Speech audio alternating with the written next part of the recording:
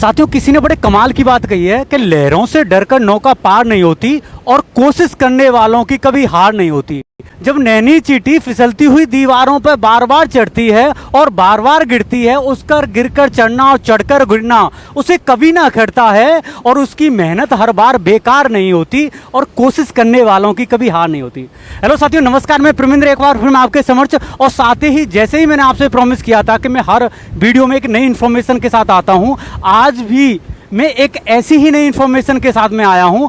और आज मैं ऐसी शख्सियत से मिलाने वाला हूं कि देखो, माल्टा के बारे में काफ़ी अफवाहें फैलाई जाती हैं कि इतनी सैलरी है, इतनी जॉब्स हैं, लेकिन आज हम रियलिटी से वाकिफ़ होंगे। रियलिटी के बारे में हम जानेंगे कि एक्चुअली में माल्टा में क्या पोटेंशियल है, कितनी जॉब हैं और माल्टा हम कैसे आ सकते हैं। ये मैं डिस्कशन है, आज मैं खुद नहीं बताऊंगा आपको। मेरे प्रीवियस आपने वीडियो देखे होंगे जो कि मैंने अपनी पर्सनल लाइफ भी बताई है, लेकिन आज जो भी डिस्कशन होगी अपनी जर्नी अपने आप खुद बताएंगे। और मैं बिलीव करता हूँ कि अपनी जर्नी खुद बताते हैं कि स्क्रिप्टेड चीज़ ना हो और खुद रियलिटी बताएं तो काफ़ी अच्छा लगता है।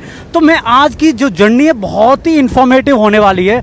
आप ये भी जान सकते हैं कि इंडिया से माल्टा आने में कितना खर्च होता है, फिर माल्टा के आने के बाद क्या क्या आपको स्टेप लेने पड़ते हैं पूरी तरीक़ा से यहाँ पर स्टेबल होने के लिए। सेकंड थिंग, उससे पहले हम जाएंगे कि माल्टा में जॉब कैसे लें, ये बहुत बड़ा क्वेश्चन रहता है। तो आइए हम वीडियो की शुरुआत करते हैं। भाई साहब, सबसे पहले तो आप अपना नाम बताना जी। सबसे पहले हेलो एवरीवन, मेरा नाम सुमित चौहान है। I am from India, new Delhi. 30 अक्टूबर को मैं माल्टा आया था। जैसा कि मेरा भाई से पहले भी डिस्कशन होता रहा है फाइल्स के रिगार्डिंग, एक दो बार मैंने इंस्टाग्राम पे चैट भी किया है, तो अभी हम लोग घूम रहे तो रैंडम मिल गए ऐसे ही, तो मुझे बहुत अच्छा लगा। तो बाकी मैं यहाँ व्यू देखने आया था, व्यू बहुत ठीक था, तो भाई से मिल गए, तो भाई से बात हुई, चलो एक वीडियो शूट करते हैं। मैंने कहा ठीक है। तो भाई आपको जो भी बताएंगे उनका मैं रिप्लाई करूँगा उसी हिसाब से। अच्छा, तो भाई साहब मुझे सबसे पहले तो आप बताइए, काफ़ी लोगों के क्वेश्चन है, मेरे पास काफ़ी मैसेज आते हैं, दिन में कम से कम 100 मैसेज आते हैं मेरे इंस्टाग्राम पे कि sir could you help me, I want to come in Malta. देखो, माल्टा हम सभी आना चाहते हैं, लेकिन अब देखो जॉब आप ही को सर्च करनी पड़ेगी। मैं वीडियो में हर वीडियो में ये अनाउंस करता हूँ, न तो मैं कोई कंसल्टेंट हूँ और न मैं कोई एजेंट हूँ, बहुत ही मामूली सा आदमी हूँ। जैसे भाई साहब जे आए ऐसा ही मैं हूँ, बहुत काफ़ी स्ट्रगल कर, लेकिन भाई साहब की बहुत ही कम एज में माल्टा आ गया, मैंने काफ़ी स्ट्रगल किया है। तो मैं थोड़ा सा ये जानना चाहूँगा, भाई साहब खुद बताना कि माल्टा में जो बंदे हैं जॉब के बारे में पूछते हैं कि किस तरीक़ा से हम माल्टा आना है, तो ये बताइए कि माल्टा में बेस्ट वे क्या है कि जॉब कैसे कर सकते हैं, और प्लस ये बताना कि विदाउट एजेंट के जॉब कैसे ले सकते हैं, थोड़ा सा ये बताइए। देखो, मुझे ऐसा लगता है माल्टा आने का दो ही वे है। पहला तो आप खुद से मेहनत करके कोई जॉब सर्च करो, अपने पैसे बचा सकते हो। पैसे क्यों बचा सकते हो? क्योंकि लोग अगर खुद से नहीं आएंगे तो फिर एजेंट का सहारा लेते हैं। मुझे लगता है कोई भी एजेंट नॉर्मली ठीक ठाक अमाउंट चार्ज करता है, तो बट उसमें भी श्योरिटी नहीं होती कि आपका काम हो ही जाएगा।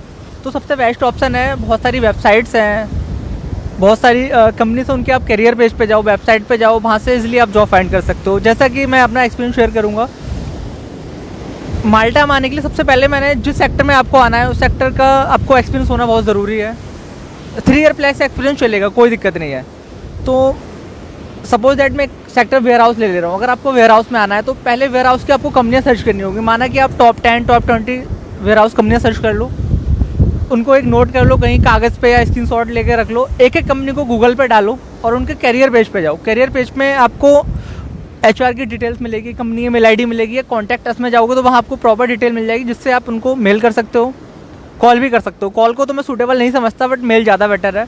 मेल में आप अपना कवर लेटर, CV और प्रॉपर वे में जो भी आप लिखना चाहो लिख सकते हो। तो उससे अगर उनके पास वैकेंसी होगी, उनको लगेगा कि ये कैंडिडेट हमारे लिए सूटेबल है, तो वो आपको रिप्लाई करेंगे।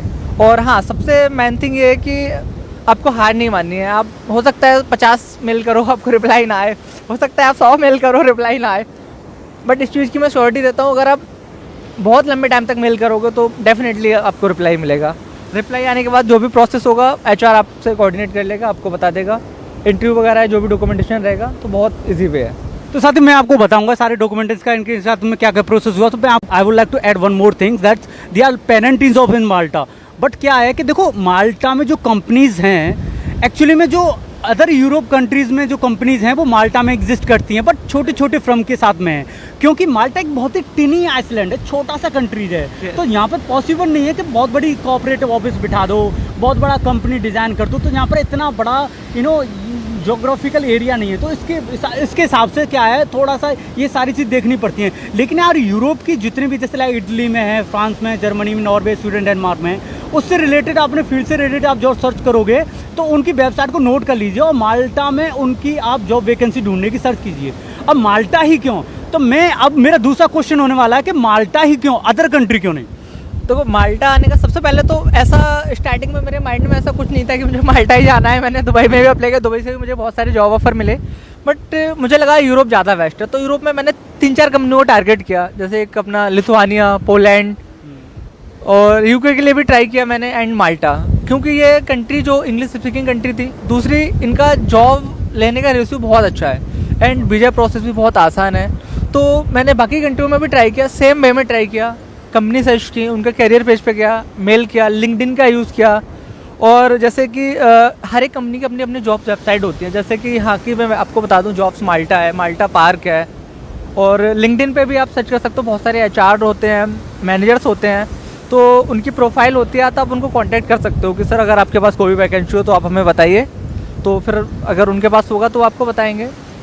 इसके अलावा सबसे पहले आपको ये करना है कि आपको एक अच्छी CV तैयार करनी है।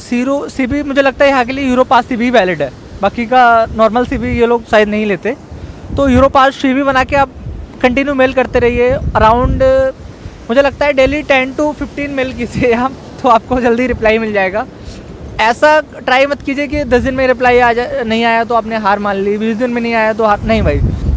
डेली रिप्लाई कीजिए, टाइम सेट कीजिए, मॉर्निंग में, इवनिंग में, जो भी आपको। उन्होंने CV के बारे में बात की कि यूरोपास CV वैलिड है, तो देखो तो काफ़ी 90% यहाँ पर यूरोपास CV ले लेते हैं, प्रोफेशनली वे में दिखता है कि यूरोपास से थोड़ा सा सर्टिफाई कर देते हैं। लेकिन हालांकि मैं अपना प्रीवियस एक्सपीरियंस बता देता हूँ कि यहाँ पर पिछले जो मेरे वीडियो में आपने 2-4 इंटरव्यू देखे थे तो वहाँ पर यूरोपास उन्होंने का CV नहीं था, जस्ट फॉर उन्होंने अपना एक्सपीरियंस शो किया था और नॉर्मल CV था। बट आप अपना पूरा 100% देंगे तो यूरोपास CV बना लीजिए, वेल एंड गुड रहेगा। मैं तो ये, अब मेरा जो तीसरा क्वेश्चन होने वाला है कि माल्टा में जब आपको जॉब मिल गई थी तो आपका इंटरव्यू किस तरीका से लिया था और क्या क्या प्लेटफॉर्म थे, आपने कौन से प्लेटफॉर्म से इंटरव्यू दिया, यानी कौन सी वेबसाइट से इंटरव्यू लिया था और क्या क्या क्वेश्चन थे, पहले ये बता दीजिए आप। इंटरव्यू के लिए तो सबसे पहले HR ने मैं एक दिन ऐसे सो के उठा मॉर्निंग में 8 बजे, तो मुझे मेल आया हुआ था कि आपके पास अगर सूटेबल टाइम हो तो हम आपके साथ इंटरव्यू कर सकते हैं। जबकि उस कंपनी को मैंने 2 महीने पहले आई थिंक अप्लाई किया था। फिर मैंने सेम कंपनी का अपना मेल चेक किया कि सेंड बॉक्स में जाके मैंने इस कंपनी को मेल कब किया, अराउंड 2 महीने पहले मेल किया था। देखो अब 2 महीने बाद रिप्लाई किया उन्होंने मुझे। फिर उनका मेल था तो मैंने उनको रिप्लाई किया, ma'am as per your availability, मेरा कोई दिक्कत नहीं, मैं फ्री हूँ, आप जब आपको ठीक लगे आप इंटरव्यू कर लो। तो उन्होंने मुझे 2 दिन बाद की डेट दी थी इंटरव्यू की, अराउंड इंडियन टाइम अराउंड 12:30 बजे के। और जो उन्होंने ऐप था माइक्रोसॉफ्ट, जो ऑलरेडी हम यूज़ करते हैं इंडिया में, माइक्रोसॉफ्ट टीम नहीं, जूम नहीं, माइक्रोसॉफ्ट टीम। माइक्रोसॉफ्ट का होता है, हाँ वो बहुत, हाँ राइट, बहुत ही अच्छा ऐप है, उस पर ऑडियो वीडियो आप कुछ भी कर सकते हो। तो उन्होंने इंटरव्यू शेड्यूल किया, तो 12:45 का था एज पर इंडियन टाइम। तो उस दिन मैंने 15 मिनट पहले ही ज्वाइन कर लिया था। बहुत ही एक्साइटमेंट था कि इंटरव्यू में क्या क्या होने वाला है, बहुत अच्छी तैयारी की थी। और कुछ नहीं, फिर इंटरव्यू स्टार्ट हुआ। तो पहला क्वेश्चन वही था जो हमारे इंडिया में मोस्टली लोग करते हैं कि टेल मी अबाउट योरसेल्फ, अपने बारे में एक्सप्लेन किया। फिर उनका क्वेश्चन था आपने माल्टा क्यों चूज़ किया। ये सारे क्वेश्चन उनके इंग्लिश में थे, मैं आपको बता दूं क्योंकि इंग्लिश मैंडेटरी है यहाँ के लिए, बट मैं आपको हिंदी में एक्सप्लेन कर रहा हूँ ताकि जो भी इंडियंस लोग हैं उनको अच्छे से समझ आए। तो उन्होंने बोला कि आपने माल्टा ही क्यों चूज़ किया, काम के बारे में अभी तक उन्होंने कोई क्वेश्चन नहीं किया। मैंने कहा सर देखो, माल्टा चूज़ करने का रीज़न है कि वहाँ का माल्टा का वेदर बहुत अच्छा है। अच्छे से मेरा मतलब ये है एज पर इंडियन, जैसे इंडिया में नॉर्मल वेदर होता है वैसे ही वहाँ है, बहुत ज़्यादा डिफरेंस नहीं है, हमेशा एवरेज रहता है। दूसरा, माल्टा एक इंग्लिश स्पीकिंग कंट्री है। 2 ही रीज़न बताए। उसके बाद वो मेरी प्रोफाइल पे उन्होंने पूछा आप वहाँ क्या क्या करते हो, जो भी मेरा करंट का था मैंने उनको बहुत अच्छे से एक्सप्लेन किया। फिर उसके बाद उन्होंने अपना बताया कि भाई हमारे यहाँ ये पोजीशन है जिसके लिए उन्होंने इंटरव्यू किया था, ये रिस्पॉन्सिबिलिटी, अगर आप एग्री करो तो हम आपका प्रोसेस आगे करें। इंटरव्यू ज़्यादा नहीं, मेरा 4 से 5 मिनट चला था। तो मैंने कहा मैम आई एग्री दैट, मैं एग्री करता हूँ सारी चीज़ों से। मैंने कहा कोई प्रॉब्लम, मैंने सब कुछ उनको एक्सप्लेन किया। तो उन्होंने कहा ठीक है आपको, उन्होंने कहा जो भी आपका रिजल्ट रहेगा, उन्होंने मुझे उस टाइम नहीं बताया कि आपको मेल मिल जाएगा। तो मैंने वेट किया था। अगले ही दिन मुझे अराउंड दोपहर में 11 बजे something offer letter, direct offer letter ही आ गया था। ऐसा कुछ नहीं आया कि आपका इंटरव्यू पास हो फेल हो, सीधे सीधे उन्होंने ऑफर लेटर भेज दिया। और उसमें उन्होंने लिखा हुआ था कि आप अपना पूरा पासपोर्ट मुझे स्कैन करके प्लस ये ऑफर लेटर साइन करके आप मुझे वापस कीजिए, हमें आपको आइडेंटिटी माल्टा में आपको वर्क परमिट के लिए अप्लाई करना है। अच्छा हाँ, और एक C5 फॉर्म और अटैच था उसी के साथ। अच्छा 2 मेल थे, एक ऑफर लेटर का अलग था और एक मेल और ऊपर था, उसमें लिखा था एक C5 फॉर्म करके होता है यहाँ जो भी वो एप्लीकेशन फॉर्म होता है जहाँ पर हम माल्टा आइडेंटिटी में वो सबमिट एम्प्लॉयर आपका जो एम्प्लॉयर है वो सबमिट कराता है, उसके बिहाफ पे आपको अप्रूवल इन प्रिंसिपल लेटर मिलता है। देखिए ये मुझे एक सारी चीज़ आपकी मुझे क्लैरिफिकेशन मिल गई थी। ये बताइए कि लोगों के काफ़ी क्वेश्चन होते हैं कि उसमें कितना रुपये खर्चा आता है अब तक के जो प्रोसेस में, तो अब मुझे बताइए माल्टा आइडेंटिटी की जो फीस होती है, तो ये बताइए कि फीस आपने कितनी भरी, या आपने भरी या एम्प्लॉयर ने भरी, थोड़ा सा ये बताइए। सबसे महत्वपूर्ण चीज़ ये है कि उस टाइम C5 फॉर्म भी उन्होंने फिल करके भेजा था, मैं आपको प्रॉपर बता दूं, बस मैंने साइन करके उनको सारा कुछ वापस किया था। उसके बाद मैंने उनको खुद से ईमेल किया, उन्होंने मुझे कुछ नहीं बोला। मैंने कहा मैम आइडेंटिटी माल्टा की फीस, क्योंकि मैं यूट्यूबर्स की वीडियो देखता रहता था, भाई की वीडियो देखता था, बहुत सारी वीडियोस देखता था कि 280 यूरो आइडेंटिटी माल्टा की फीस होती है। तो मैंने उनको बोला मैम आप मुझे अपना अकाउंट नंबर दे दीजिए, मैं आपको डाल देता हूँ। तो बोले आपको कोई नीड नहीं है, हम खुद से पे कर देंगे। भाई वेल एंड गुड। देखो साथियों, कभी कभी एम्प्लॉयर इतना हम्बल होता है, इतना आपको मतलब हायर करने का, आपकी क्वालिफिकेशन आपकी क्वालिटी को देखकर वो ये भी कर लेता है कि आपकी फीस पे करने को तैयार हो जाती है। तो इनकी जो फीस है वो खुद एम्प्लॉयर ने भरी थी और मेरी फीस है खुद मैंने भरी थी।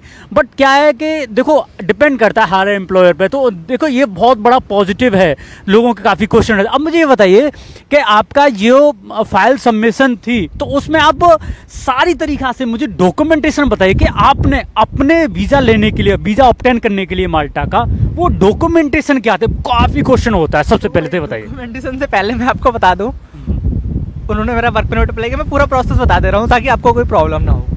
वर्क परमिट अप्लाई करने के अराउंड 40 दिन बाद मुझे रिसीव हो गया work permit, approval and principal letter.